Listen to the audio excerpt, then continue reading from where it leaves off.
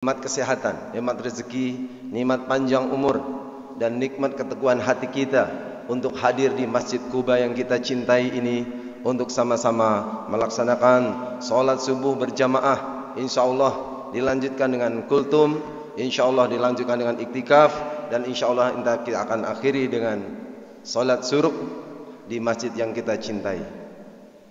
Salam dan salawat semoga selalu tercurahkan kepada junjungan Nabi besar Muhammad sallallahu alaihi wasallam beserta para keluarganya, para sahabatnya, dan insyaallah kita termasuk umat Nabi Muhammad sallallahu alaihi wasallam yang selalu menjalankan syariat-syariat yang sudah dicontohkan oleh beliau, dan insyaallah sampai hari akhir nanti. Amin amin ya rabbal alamin. Jamaah yang dirahmati Allah Subhanahu wa taala, izinkan saya berdiri di podium ini untuk melaksanakan tugas dari panitia Ramadan untuk memberikan kultum pada kesempatan pagi hari ini. Saya bukan seorang ustadz.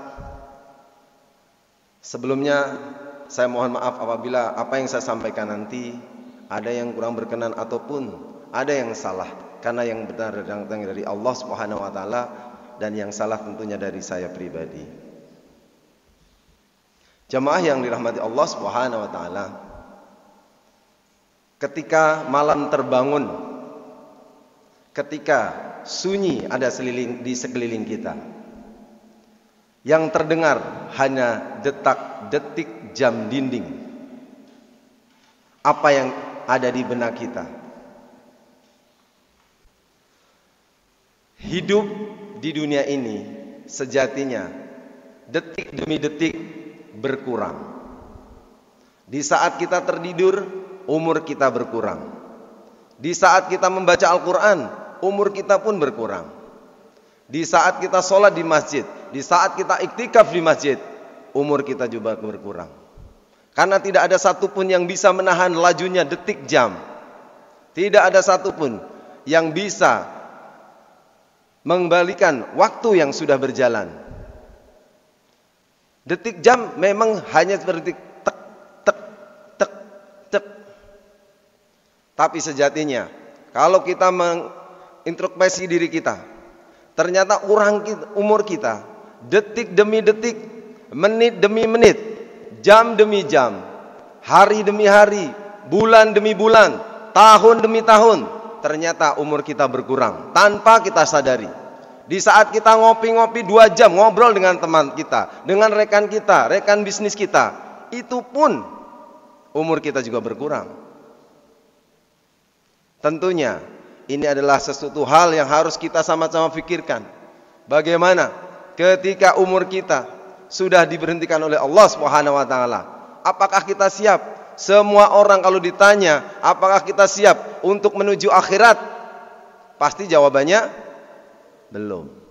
Tapi pertanyaannya, kapan kita mau mempersiapkan itu kalau tidak sekarang? Bapak Ibu yang dirahmati Allah Subhanahu wa taala,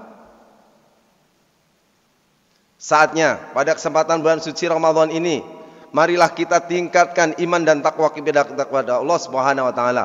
Marilah kita melakukan kebaikan-kebaikan supaya apa? Sebulan lamanya kita selalu membaca Al-Qur'an, kita salat berjamaah, dan kita melakukan kebaikan-kebaikan yang begitu luar biasa di bulan suci Ramadan ini. Mudah-mudahan di 11 bulan ke depan kita tetap bisa melaksanakan itu, sehingga setiap nafas kita, setiap detik apa yang kita lakukan bernilai ibadah di hadapan Allah Subhanahu wa taala.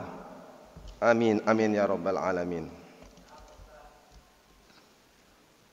Hadirin yang dirahmati Allah Subhanahu wa taala, beberapa tahun yang lalu atau bulan yang lalu saya sholat di beberapa masjid, 3 masjid kalau nggak salah.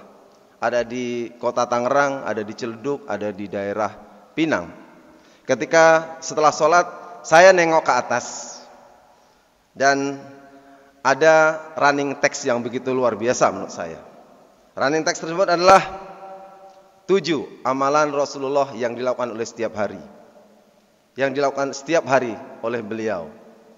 Dan ini mudah-mudahan apa yang saya sampaikan ini kita bisakan contoh dalam kehidupan sehari-hari, sehingga apapun setiap hari yang kita lakukan itu adalah bernilai ibadah, dan insyaallah kita dimasukkan ke dalam surganya Allah Subhanahu wa taala. Amin amin ya rabbal alamin. Tentunya sebuah beban berat saya untuk menyampaikan hal ini. Karena apa? Ketujuhnya belum tentu saya bisa melakukannya. Saya beranikan diri untuk menyampaikan ini. Mudah-mudahan ini memotivasi saya dan juga membuat saya pribadi bisa melaksanakan beserta seluruh jamaah yang ada di sini. Amin amin ya rabbal alamin. Yang pertama adalah sholat tahajud. Begitu luar biasanya sholat tahajud Bapak Ibu. Jujur saya sendiri untuk sholat tahajud belum bisa melakukan secara konsisten. Setiap malam belum bisa, saya akui belum bisa. Mudah-mudahan dengan saya sampaikan ini Allah memberikan kebukaan hati saya dan saya bisa melakukan sholat tahajud secara konsisten. Itu harapan saya. Yang kedua adalah membaca Al-Quran.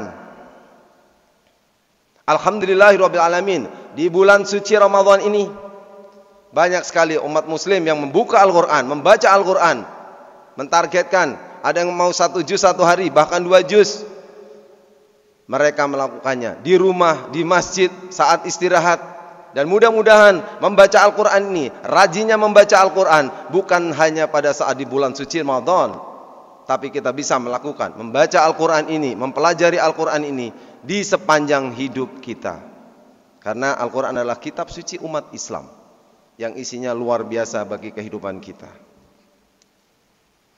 Yang ketiga adalah sholat jamaah di masjid. Masya Allah, saya begitu terharu, saya begitu bangga untuk Masjid Quba. Karena saya lihat semangatnya luar biasa. Memang setelah pelebaran masjid, jamaah kita masih konstan ya, 4-5 syaf ke belakang. Mudah-mudahan setelah Ramadan ini kita bisa meningkatkan jamaah kita. Kita sama-sama saling mengingatkan kepada saudara kita, anak kita, rekan kita, tetangga kita. Mari kita ajak sama-sama untuk melakukan sholat di masjid. Ketika kubalesan sore, saya ngisi beberapa kali, 4 kali mungkin ya. Anak-anak, bagaimana kita memberikan pendidikan anak-anak tentang sholat? Ketika saya memulai kajian kubalesan sore, saya selalu bertanya kepada anak-anak. Waktunya sudah 5:30. Coba anak-anak di sini saya tanya satu-satu, siapa yang belum sholat asar? Setiap sore pasti ada yang belum sholat asar. Mari kita tanamkan anak-anak kita untuk selalu melaksanakan sholat, ya, untuk mengerjakan sholat 5 waktu, walaupun mereka belum balik. Tapi kewajiban itu sebagai umat Islam kita tanamkan sejak kecil, sehingga insya Allah nanti ketika masanya beliau tiba, anak-anak kita tiba sudah balik, sudah mempunyai kewajiban sendiri untuk melaksanakan sholat wajib, insya Allah dengan sendirinya, karena sudah tertanam bahwa sholat itu adalah kewajiban sebagai seorang Islam. Begitu luar biasa pahala sholat berjamaah. Selanjutnya adalah bersedekah. Beberapa hari lalu Bapak Haji Soekardi sudah memberikan hal yang begitu luar biasa, pembelajaran buat kita semua.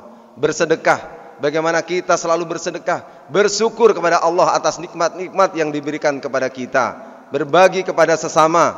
Ini luar biasa Bapak Ibu semuanya. Bukan seberapa besar yang kita sedekahkan, tapi seberapa sering kita bersedekah. Itu hal yang harus kita sama-sama lakukan Bapak Ibu semuanya.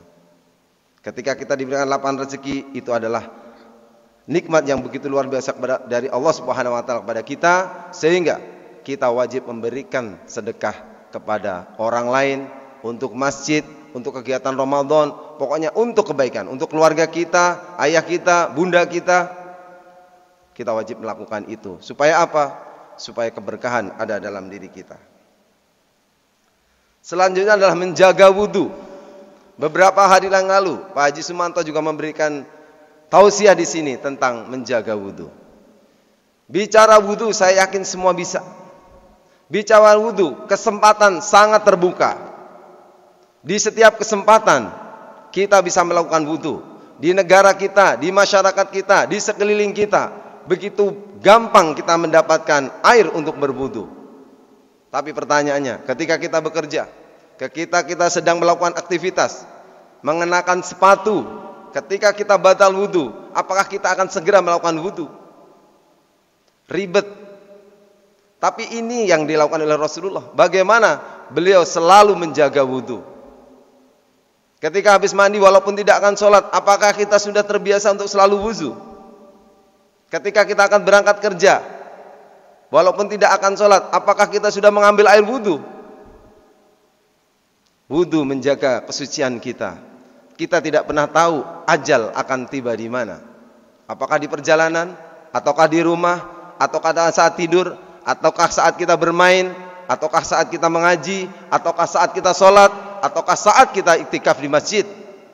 Kita tidak pernah tahu apa yang akan terjadi di masa yang akan datang. 1 detik dari sekarang kita tidak akan pernah tahu apa yang terjadi. 1 detik dari sekarang ketika kita meninggalkan rumah Allah ini, ketika kita meninggalkan masjid ini, kita pun tidak akan tahu apa yang akan datang. Marilah sama-sama kita laksanakan menjaga wudu, karena wudu adalah mudah. Air di jalan tol itu pun kita bisa melaksanakan wudu karena banyak rest area yang ada. Jadi rekan jamaah yang saya rahmati Allah, mudah-mudahan ketika kita batal wudu apapun kondisinya, kalau kita memungkinkan, kita sekedar mengambil wudu kembali sehingga kesucian selalu bersama kita. Yang terakhir adalah istighfar. Ini adalah hal yang juga mudah kita lakukan, tapi sulit untuk dilakukan ternyata. Saya buktikan Bapak Ibu sekalian, betapa hati kita, bagaimana sulitnya kita harus terpaut dengan Allah. Ketika saya wudu dari rumah, melangkahkan kaki, berniat ke masjid untuk melakukan sholat berjamaah, mungkin kurang lebih 4-3 menit kalau menaik motor ya. Kalau jalan kaki mungkin dari rumah saya ke sini bisa 15 menit.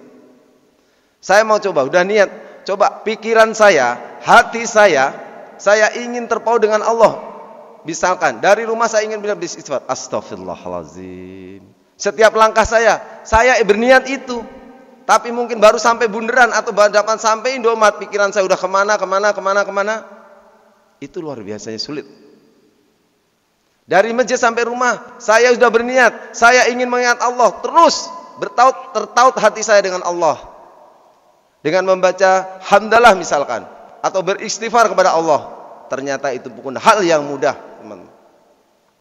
Mudah-mudahan di bulan suci Ramadan ini kita dapat meningkatkan iman dan takwa kita kepada Allah Subhanahu wa taala. Hanya itu saja yang dapat saya sampaikan. Mudah-mudahan bermanfaat buat kita semuanya, dan mudah-mudahan apa yang kita lakukan di bulan suci Ramadan ini selama sebulan penuh, mudah-mudahan kita bisa laksanakan di 11 bulan ke depan, dan insya Allah mudah-mudahan Allah berikan kesempatan kita kembali untuk bersua dengan Ramadan tahun-tahun berikutnya. Mohon maaf atas kesalahan dan kurang nyamannya, dan saya akhiri. Wassalamualaikum warahmatullahi wabarakatuh.